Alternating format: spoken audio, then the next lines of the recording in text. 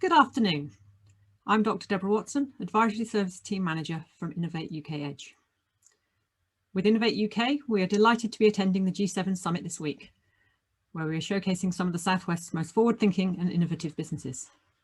Each of them is delivering on key G7 policy priorities and is working in collaboration with partners in other G7 and guest countries. The G7 Expo in Cornwall is not open to the public this year because of COVID restrictions, but this week we'd like to introduce some of those innovative companies we've been working alongside through a series of webinars. If your business would like to work with us too, subject of course to Innovate UK's eligibility criteria, then these webinars will provide you with the opportunity to understand more about our comprehensive range of funded support, and we'll provide contact details later in this webinar. But before we begin today, some quick housekeeping. Firstly, there'll be a Q&A. Please feel free to ask questions in the chat or in the Q&A function. These will be moderated. Raise your hand if you need any assistance, and use the chat function to communicate with other attendees if you wish to. For the purposes of on demand, this webinar is being recorded. Your personal video and microphones will not be used unless you are invited to speak by the host. Now we start today below the ocean, and we start with a question. How do you turn offshore constructions into thriving ecosystems? The answers lie with Arc Marine, a Cornish company rebuilding the world's lost ocean reefs with their Lego-like reef cubes. So joining me today, we have Jane Codling, an innovation specialist with Innovate UK EDGE, and we're delighted to welcome to our conversation Tom Birkbeck, co-founder and chief executive of Arc Marine. Good afternoon to you both. So Tom, if we can come to you first, can you tell us a little more about Arc Marine, please? Hi, Deborah. So Arc Marine is a eco-engineering company founded in 2015, and it was started by a group of divers who'd witnessed firsthand the degradation of natural reef ecosystems, primarily by destructive fishing practices, disease.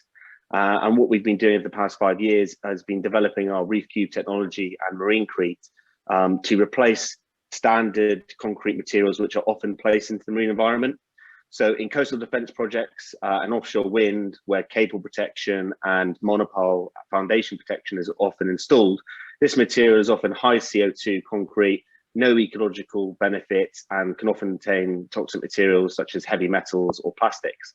What we've seen is there's now a real opportunity, a tangible opportunity to actually integrate offshore protection and nature inclusive design and habitat restoration around these construction projects. We all know there's a really big push for offshore wind in the next 10 to 20 years. And what we want to do is, on an unprecedented scale, we want to be able to build with the environment instead of against it. And that's all the way from offshore wind farms all the way to the coastal intertidal regions where, you know, rising sea levels are basically going to involve higher seawalls and port defences, that sort of thing. Wow, that just so fits with G7, doesn't it? The marine environment, World Oceans Day tomorrow, the need for a circular economy. So you're bang on message for G7. What do you think G7 means to Southwest businesses, and how have you been involved in it? It's brilliant. It's shining a spotlight on what is sometimes a forgotten part of the UK and often sort of associated with just tourism and not high-tech manufacturing or the marine sector at all. So for instance, Arc Marine, our technology utilizes 98% recycled content, which almost all of it comes from a waste byproduct from the Cornish quarrying and mining industry. And what the G7 can actually do is highlight, look, we've got a huge byproduct material here which can be used in construction projects. And by tweaking the mixture a little bit, we can actually achieve carbon neutrality in our construction, restore the environment, and use a waste byproduct instead of using virgin materials. So we're hoping that what we can do is set the bar around the world for nature inclusive design. And this opportunity with G7 is basically raising our profile to all the global leaders who no doubt are looking at transitioning to a green future and a renewable future. And hopefully they can take some lessons from what we're doing in Cornwall to places like the States and elsewhere. Absolutely. And I believe taking your technology overseas and internationalisation is part of what you've been doing with us. But before we get into that, what were some of the challenges that you've come across so far with getting your business up and running? And Why did you bring in Innovate UK EDGE? I think, you know, being a startup and being a small company with you know, financial constraints, the biggest thing was time in looking for opportunities, finding the right people to talk to in an established network from, you know, coming not from the industry originally.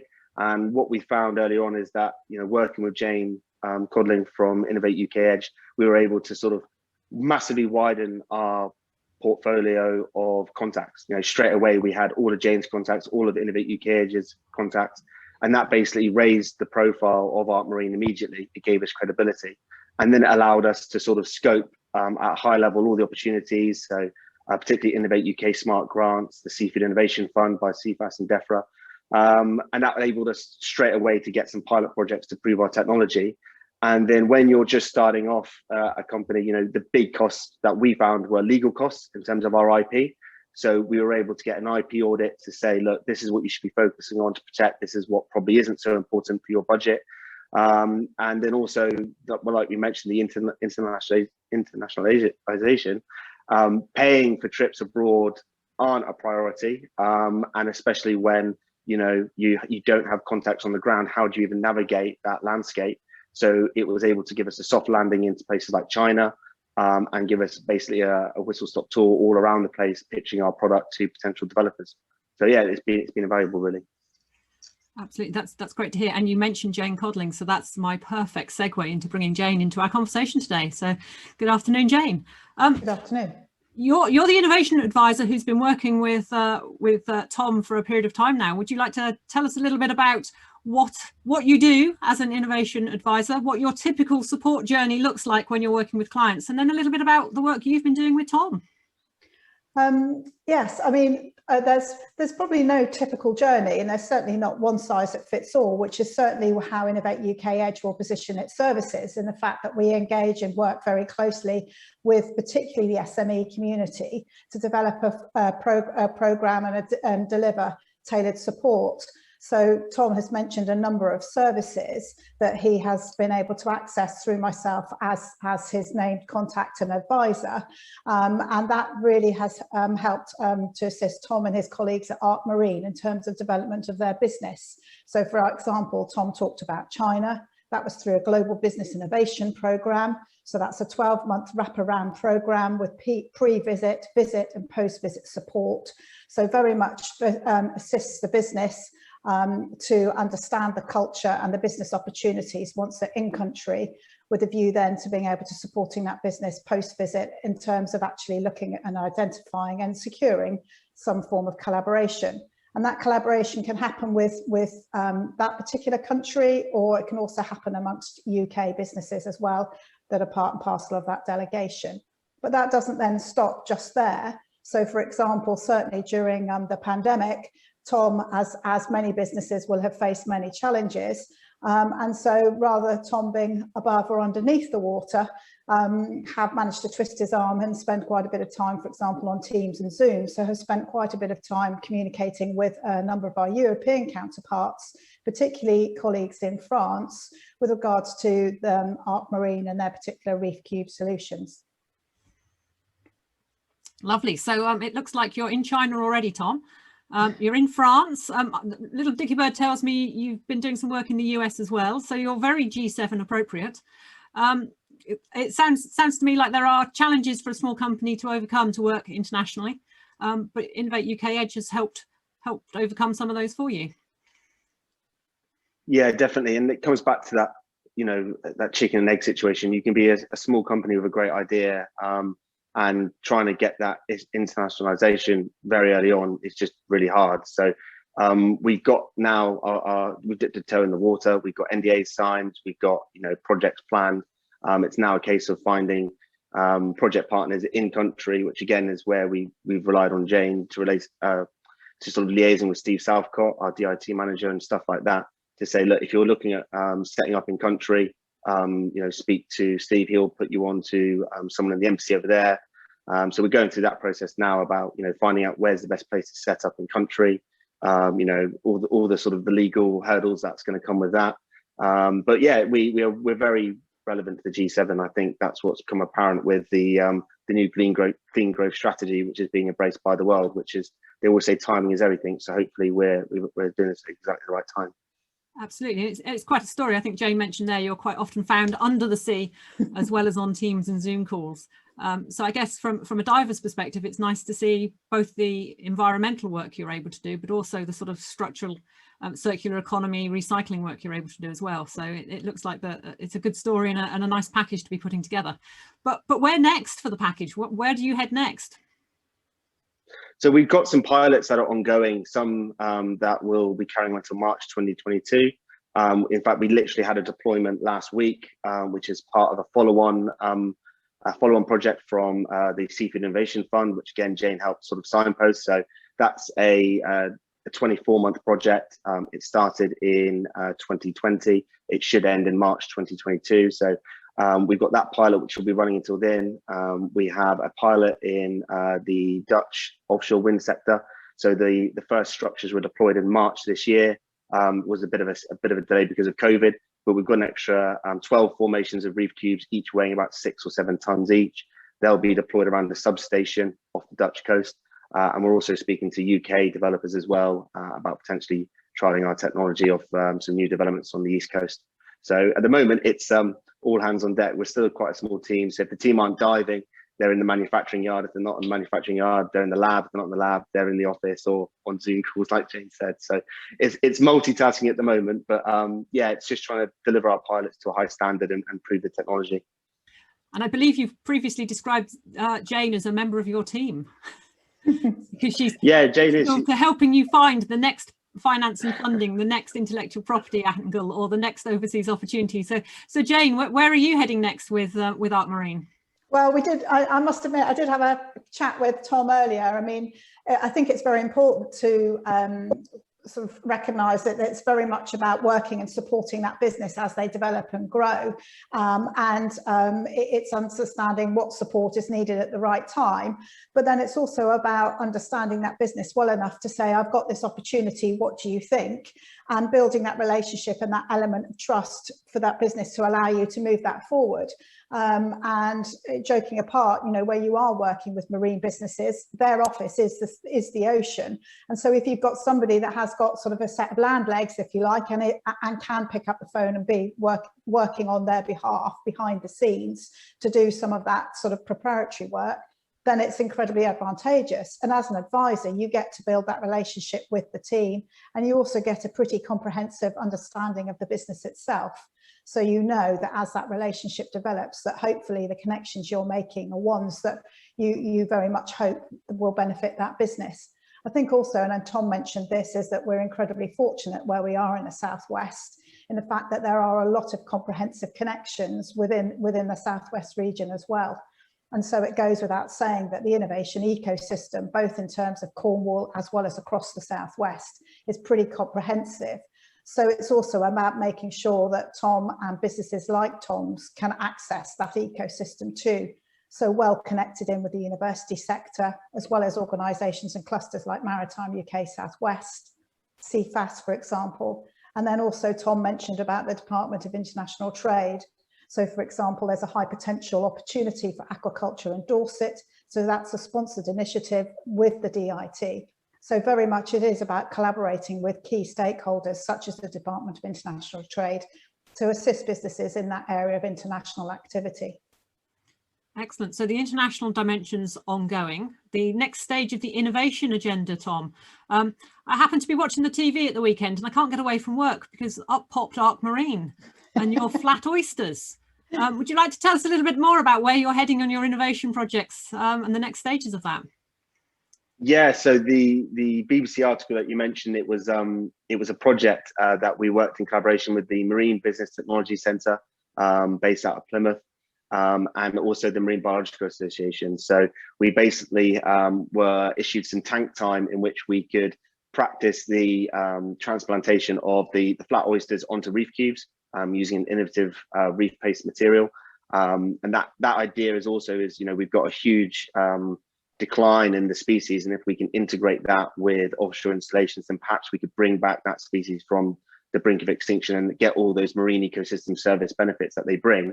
And that's sort of at very early sort of TRL levels, so technology readiness levels. They're just past concept. We've just done some tank work, which raises it again, and the next phase for that will be, you know, full scale deployment, which we're hoping to do this year. We're speaking to harbours in Cornwall about taking on the on-planted cubes themselves, and we've also just had a deployment last week, which is around the aquaculture stuff that James mentioned. So that's to prove that reef cubes can enhance an aquaculture site with many positive benefits.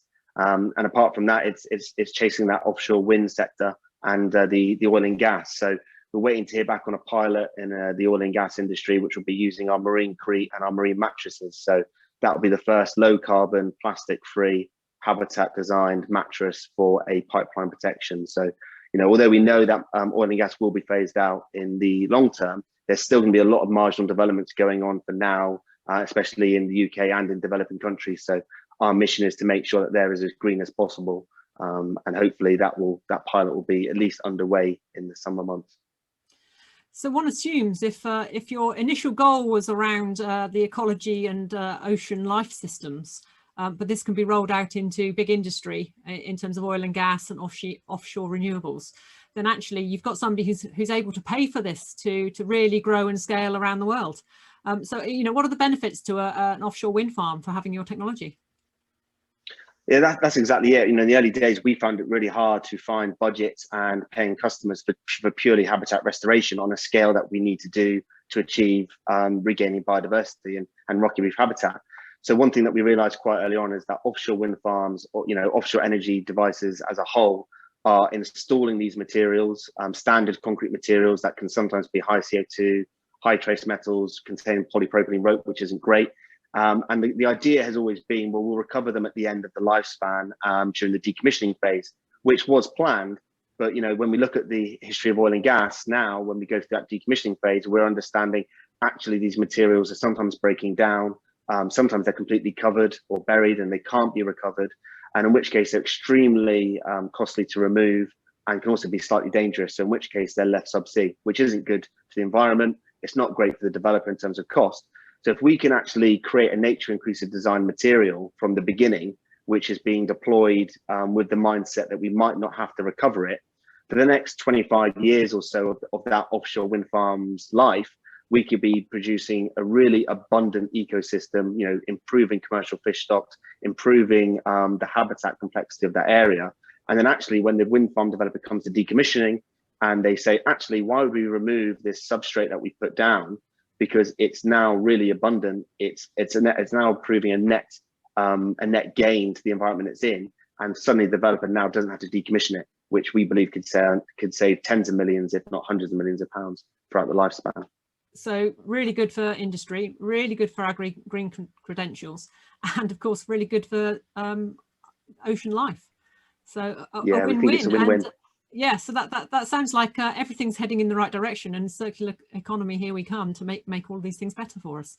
I did like the fact earlier on you did mention that some of your recycled materials come out of the Cornish mining industry, and of course that's one of our webinars later on in the week. I think we're probably at the stage here where we've talked quite a lot about what Arc Marine do and the support Innovate UK EDGE have provided. It's quite clear that the whole innovation ecosystem working in the Southwest is bringing together partners from across the board, because you've mentioned universities, we've mentioned other government agencies and Innovate UK EDGE in terms of how this is all working. So I think we've talked a little bit about plans for the company into the future and where we could head. So all is good there. So I'd like to now open up for our conversation to any questions that are coming from our audience. But before I do that, I'm going to give people a chance to just enter any questions into the chat. I've got a personal question for Tom. Having watched the piece about flat oysters, you were cementing the flat oysters onto the cubes. I thought oysters moved around the seabed. How does that work if they're cemented on? Yeah, so I'm not the scientist, but they're bivalve mollusks. So some do move. So scallops, for instance, do move across the seabed. Oysters tend to settle and stick and stay. So they almost have their own binding agent, which they would use to attach themselves to a rock. What we're doing is we're accelerating that process. So what we're doing is we're taking flat oysters that have been bred in a hatchery, we're attaching them to the reef cubes, so then we can instantly put them straight down into the seabed. And what this is doing is, in previous sort of reef restoration efforts, they've been deployed directly onto the seabed in cages. And what's happened is when the sand waves have moved, they've become covered and buried. If you deploy them straight in with no hard substrate, they can often wash away in high current areas. So what we're trying to do is actually, attach them to a rock, keep them in one place, in a stable place, elevated out the sediment. And what we're hoping is that those lucky few oysters will actually spawn year on year, and the spat that will actually come from them will land on the outside layers of the reef cubes, and then you'll start getting the reef building effect on top of each other. So what we're hoping is that, in 10, 20 years time, the actual reef coverage, the oyster coverage on that reef, you wouldn't be able to recognize it as concrete. They would just be oysters living upon oysters. Fantastic. I'm glad I understand a little bit more about that. It was just one of those things that puzzled me afterwards, and on live TV you can't ask the question, whereas I've got the privilege of being able to ask you direct. Question just come in. Does Arc Marine have any live sites that are up and running? So first yeah, we do. We have several in freshwater and in saltwater. Probably the largest to date is in Torbay in Devon. We've got some coastal defence structures in Plymouth, in Queensland Battery. We've got potential projects in Looe, Newlyn and Penzance coming up. And we've got another live site in Holland. So that's around offshore wind. But yeah, if anyone would like to visit the reef cubes and dive them, then I can give them some locations for that. Excellent. I'm not sure I'm up to diving. I tend to stay above the sea rather than under the sea on a personal level, or at least that's my aim. In terms of installation, how easy are these things to install? How big are they? What's the sort of scale? That's a good question. So we're manufacturing currently in sizes as small as 15 centimetre cube, weighing 3-4 kilos, up to 1.5 meters, weighing 6 ton. And we've got plans for 2 meter blocks weighing 12 ton and bigger. In terms of installation methods, we've designed reef cubes and our marine mat and marine crete technology to basically be a plug-in replacement for any standard lifting frames. So they can be deployed using standard block grab systems, clay, crane lifts.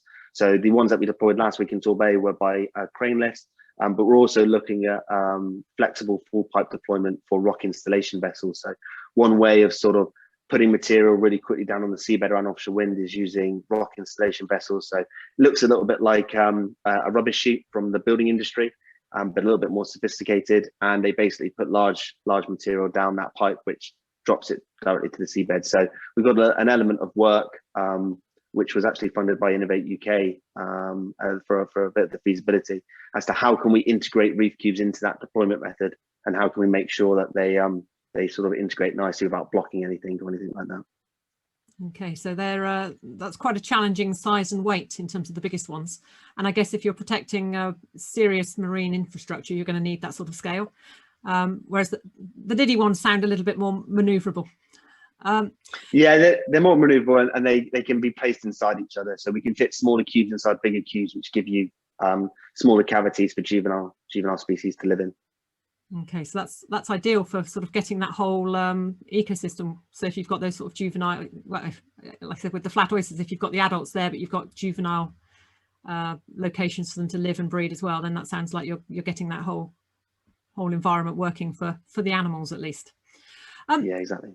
Jane, anything from you at this point in time, because we're heading towards bringing this to a close very nearly. So anything you'd like to add in terms of your working with Tom and Arc Marine?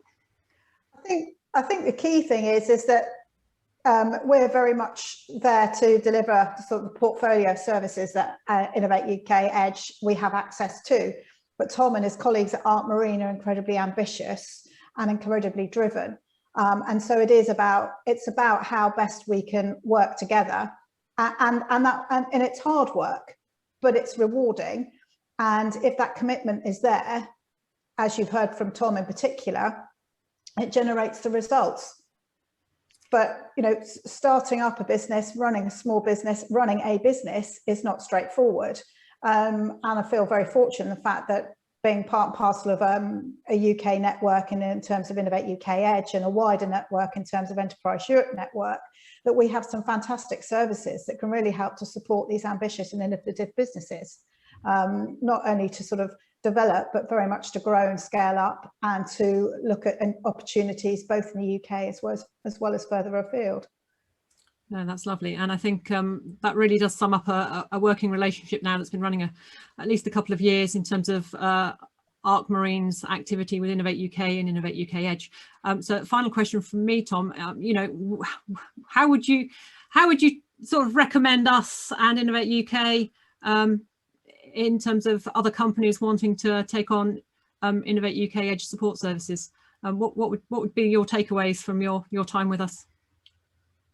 I would say engage early on when you're a small company, because the opportunities that they bring can help you scale very quickly, whether that be revenue or in terms of making traction in the industry. So we were lucky to, to be honest, I can't remember exactly how we met Innovate UK EDGE or Jane. It must have been a recommendation. We met at a conference or meeting event, but we've stayed in touch the whole time, and it's been one of the more productive connections we've made. You know, some people you meet, you exchange a card and you don't really talk rather than an introductory email, but we've been fortunate to strike up a relationship earlier on. And then we've always been in the back of Jane's mind for the past few years, which has led to numerous doors opening. So, you know, for instance, I said to Jane last week, do you know anybody in this project that was going on in the South Coastal area? And straight away, Jane recommended I speak to someone, and that led to a direct contact straight away, where I've been sort of chasing the common route of, you know, email contact forms and that type of thing. And straight away, you know, we're introduced to someone. So I would say even if you're a small company or a medium company, I would engage earlier on, because it seems to me it takes time, and the longer you're in that process, the more you get out of it, as well as getting a heads up on grant opportunities that are coming up as well. So sometimes you need at least 3 or 4 months to prepare for a submission, whether that be, you know, reviewing it, having a second pair of eyes on it. You know, you get a really big lead up to, there's a grant we're coming out next month. The close date is in 3 months' time. If you want help, let us know. And that's proved really beneficial for having extra eyes looking at something.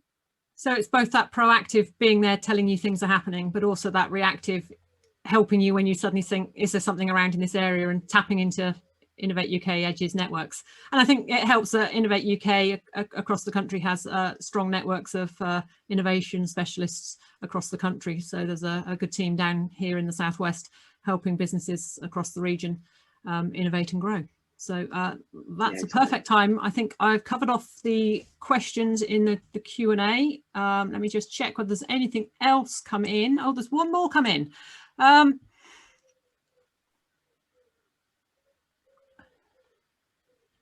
It's a company from the Isle of Wight, eco-engineers. They work in a similar field, but on sea defences and coral, and it'd be great to collaborate. So here's Innovate UK EDGE in action.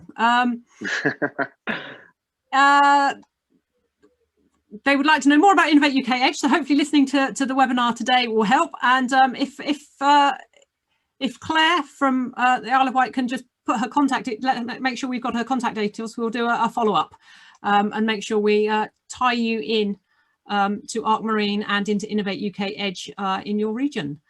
So thank you, Claire. It wasn't another question, it was a collaboration opportunity. So we're even doing business on the webinar.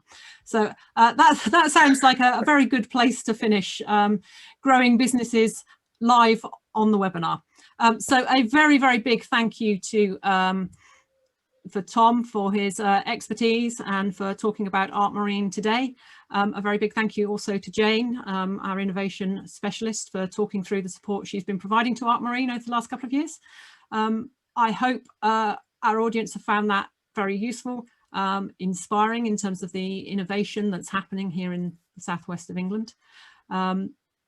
It just leaves me now today to go over a couple of the things I mentioned in the welcome, in that if you are a business with us, you have the opportunity to access a range of comprehensive business support tailored to your needs.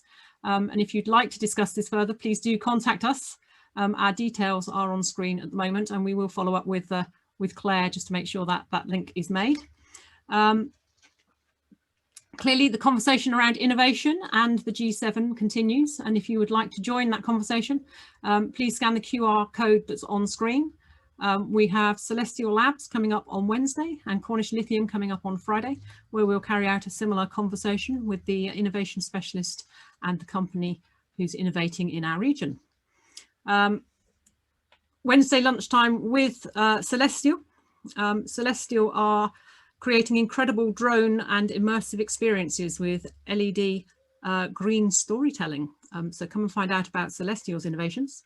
And then Cornish Lithium is another Cornish business with sites on transforming electric vehicles with Cornish Lithium.